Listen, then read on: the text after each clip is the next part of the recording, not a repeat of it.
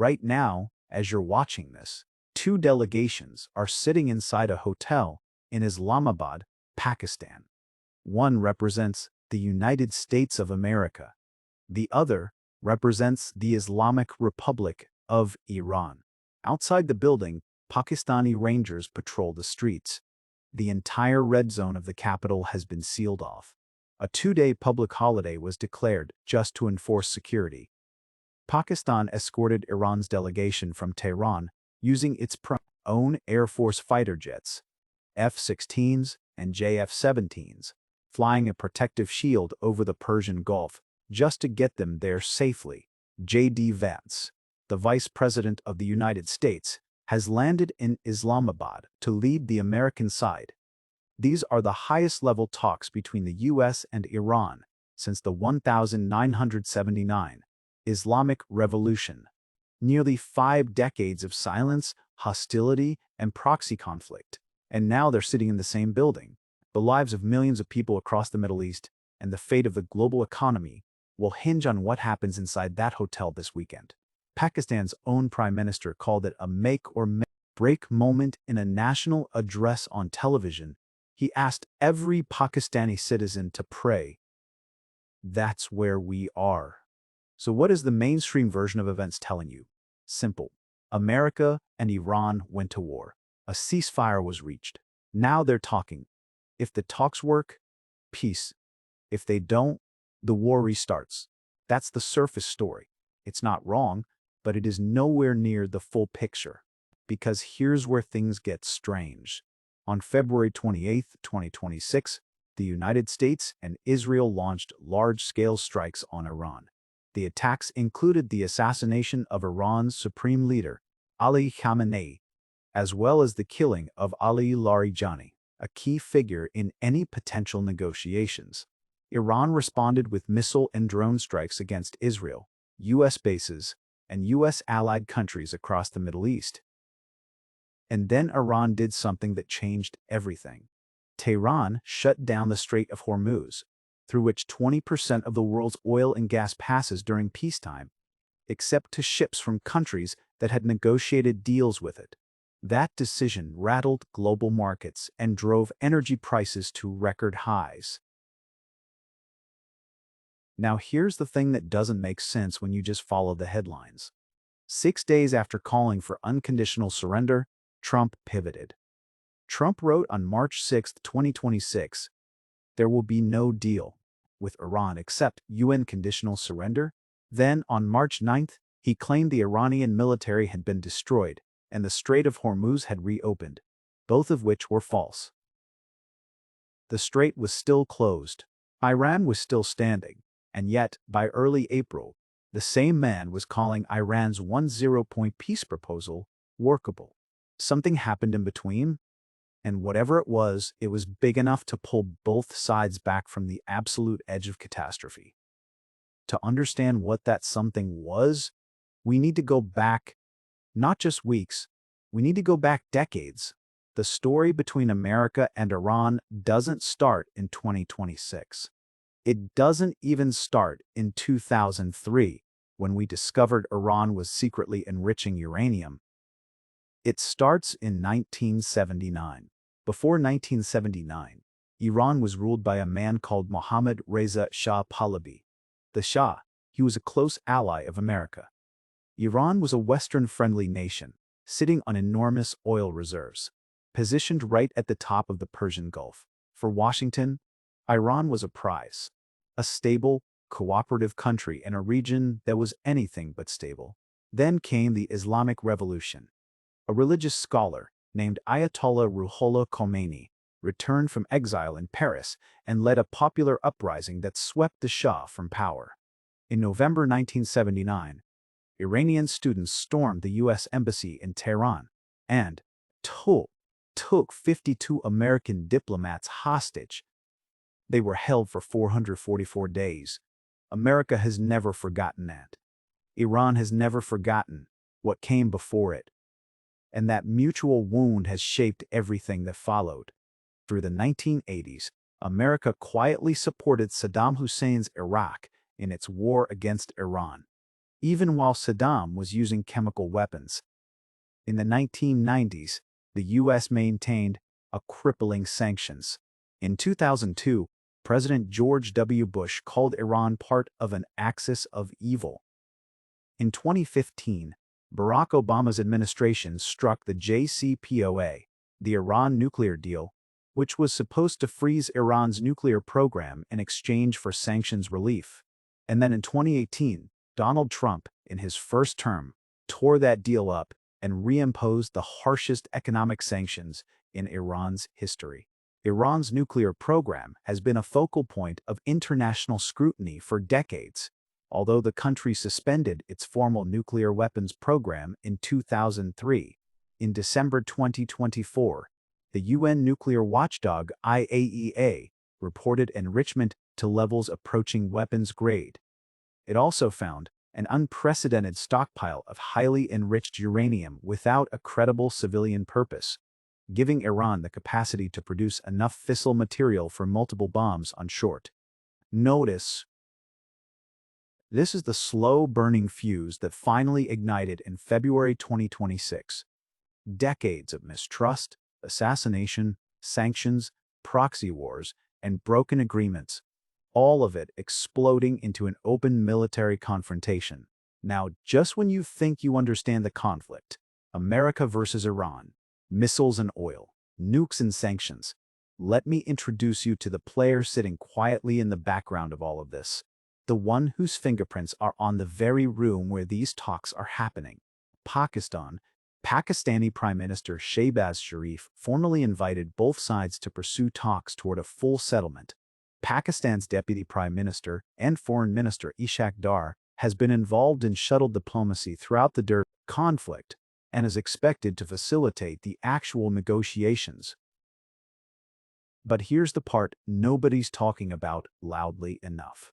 Iran's nuclear program has received external assistance, including from Pakistan and North Korea, with the latter supplying both missiles and uranium. Pakistan's history with Iran's nuclear program isn't clean.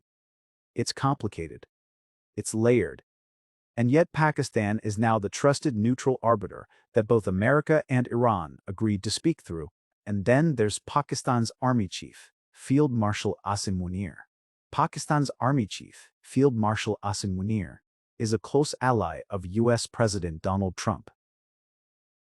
So Pakistan has back-channel relationships with Washington and quiet, historical relationships with Tehran. That's not a coincidence. That's leverage. Pakistan positioned itself perfectly, and now it's the most important diplomatic address on the planet for at least the next 2 weeks. There's also China, working quietly in the background.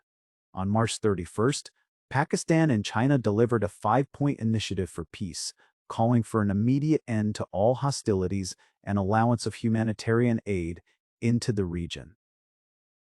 China doesn't want this war. China buys an enormous amount of Iranian oil. China has deep investments in the region. And a war that keeps the Strait of Hormuz closed is a war that squeezes China's economy too. Beijing has been pushing for peace, not because it loves peace, but because war here is bad for business. So let's talk about the actual mechanics of what's happening right now in that hotel in Islamabad, because the details matter. The high-stakes negotiations are expected to be both indirect and direct. According to sources, the two sides are likely to first agree on the agenda through Pakistani mediators. Then they are expected to move to face-to-face discussions later in the day. Here's what each side actually wants. The United States walked in with a clear priority. Trump said his main focus in a deal with Iran was curtailing the country's nuclear capabilities. No nuclear weapon. That's 99% of it, he said. Washington also wants the Strait of Hormuz permanently reopened, and it wants Iran to stop funding and arming proxy groups. Hezbollah in Lebanon, the Houthis in Yemen. Iran walked in with a 10-point proposal. Iran's proposal calls for Iranian dominance and oversight of the Strait of Hormuz, which it said would grant it a unique economic and geopolitical position. The proposal also calls for the withdrawal of all U.S. combat forces from bases in the Middle East, a halt to military operations against allied armed groups across the region, full compensation for war damages, and the lifting of all sanctions. Those two positions are not just different, they're almost the exact opposite of each other. America wants Iran disarmed. Iran wants America out of the region entirely. And then there's the question of what Iran is actually saying privately versus publicly. White House Press Secretary Caroline Leavitt claimed that what Tehran says publicly about the issues it has agreed to is very different from what they say privately. One example she gave is the highly enriched uranium stockpile.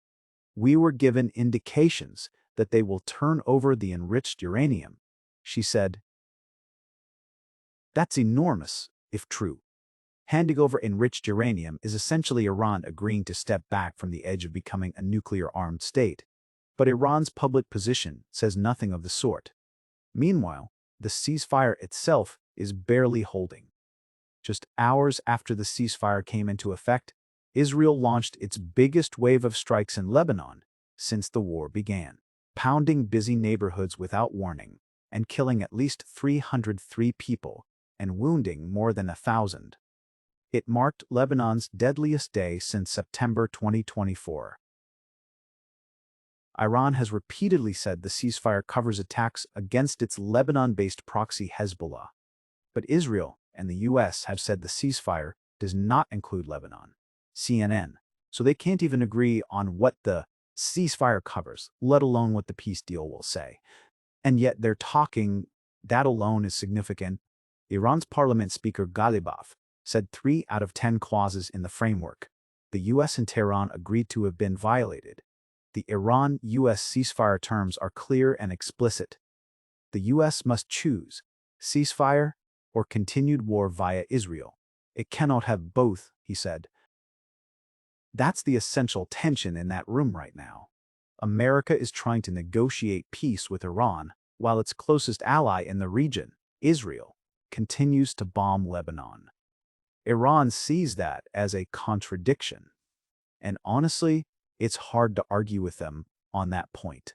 Now zoom out, far out, because this isn't just a story about a hotel in Islamabad or a standoff between Washington and Tehran.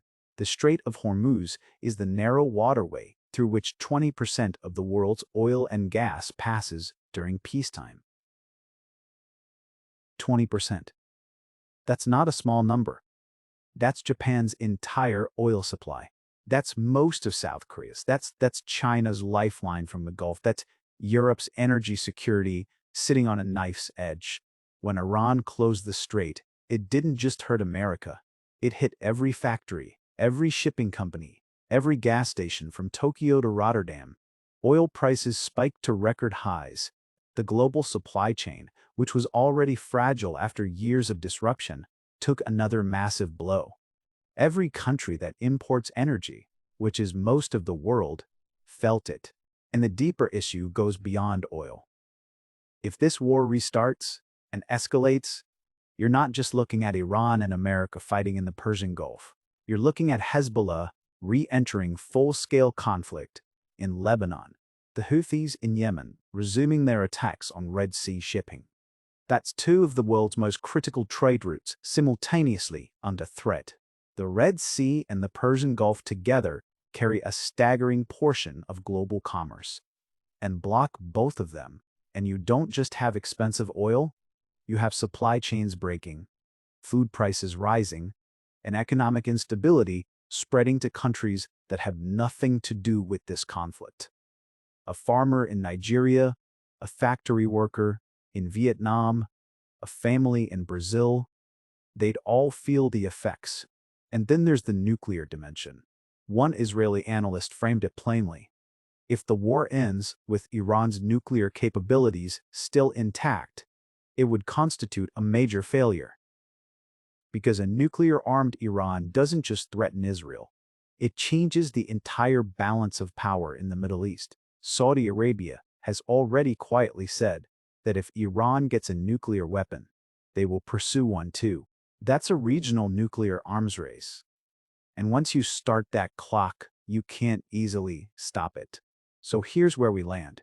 Two delegations, one hotel, and the weight of the entire world pressing down on the ceiling of that conference room. Pakistan's benchmark for success is realistic and modest. To get the United States and Iranian negotiators to find enough common ground to continue talks. As one former envoy put it, what they need to agree is that they will find a solution, and that in itself would be a step in the right direction. Finding a long-term solution will take time. It will not happen in a couple of days. Not peace, just a reason to keep talking. That's the goal. And that tells you everything about how far apart these two countries actually are.